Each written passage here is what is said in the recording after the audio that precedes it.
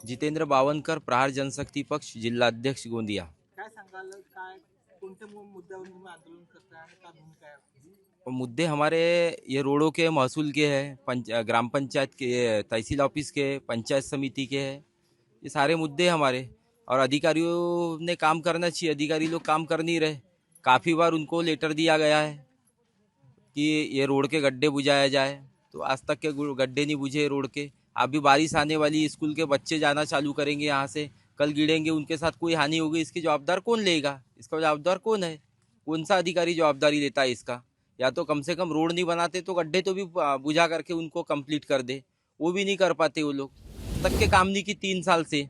क्या वजह थी? और जिस दिन हमने आंदोलन का लेटर दिए उनको, उसके दूसरे दिन ही वो क्या कहते हैं, उनने कार्रवाई कर लिए. तो ऐसा कौन सा नया कानून आ गया था कि जो 3 साल से प्रलंबित प्रकरण था उसको रातों रात तैयार हो गया? वो इसका जवाब तो तहसील ऑफिस के कुछ फेरफार के काम थे. वो 7/12 दुरुस्ती का कुछ प्रकरण था. कोर्ट में न्यायालय ने आदेश दे दिया उनको, इनको देने के लिए और फेरफार करने का. तो ये 3 साल से घुमा रहे थे. बाबू, तहसीलदार, सारे के सारे घुमा रहे. ये टेबल पे आ रहा है, वो टेबल पे आ रहा है, आज आ रहा है, कल देख लेंगे, परसों आ जाओ. उनका 3 साल से चलते हुए आया. और हमने आंदोलन कौन सी तारीख को दिए थे? 7 तारीख को हमारा आंदोलन था, जिसमें आचार संहिता लगी हुई थी. तो 7 आने हमने 5 तारीख को दिए और 8 तारीख को हमारा फेरफार हो गया, नाम चढ़ गया इनका. और उसके बाद में हमने फिर वो आचार संहिता होने की वजह से अपन लोगों का आंदोलन अभी 23 तारीख को आया. ये तो ये कौन सा कानून नया पारित कर दिए, और जो रातों रात अपना आंदोलन का लेटर देख के, तो ये पब्लिक के साथ में ऐसा नहीं होना चाहिए. यानी हर पब्लिक को ही आंदोलन करना पड़ेगा फिर उसके लिए, क्योंकि का तो दोषी, अगर कौन इसमें दोषी है उसका नाम सामने आना चाहिए अधिकारी का. उसको एक तो क्या कहते हैं, उसकी कार्रवाई करना चाहिए उसके ऊपर में. माझं नाव दीपक जियालाल भोयर आहे. प्रांत जनशक्ती पक्षाचा तालुकाध्यक्ष आमगावचा आहे मी. काय सांगाल, कोणत्या मुद्द्यावर आपण आंदोलन करतो? प्रामुख्याने म्हटलं तर तहसील कार्यालयाचे मुद्दे आहेत आपल्याकडे. जो 2023मध्ये कोर्टाने निर्णय दिला होता तो आजपर्यंत निकाल लागलेला नाही आहे. आम्ही वारंवार पंचायत समितीला अर्ज पत्रव्यवहार केला. त्या पत्रव्यवहारामध्ये त्यांच्याकडून काहीही आम्हाला उत्तर मिळाले नाही. सेवा आम्ही कायद्याच्या अंतर्गत जे उत्तर द्यायला पाहिजे त्यांनी 7 दिवसाच्या आत, ते आम्हाला उत्तर मिळालेलं नाही.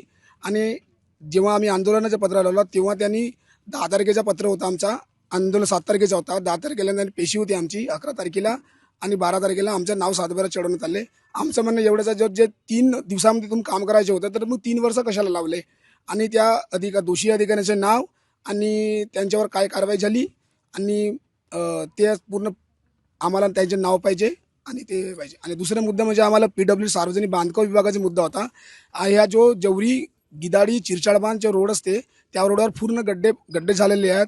चिरचाळ बांधून जड वाहन येत असतात, त्यांच्यामुळे रोड फुटण्यात आलेला आहे.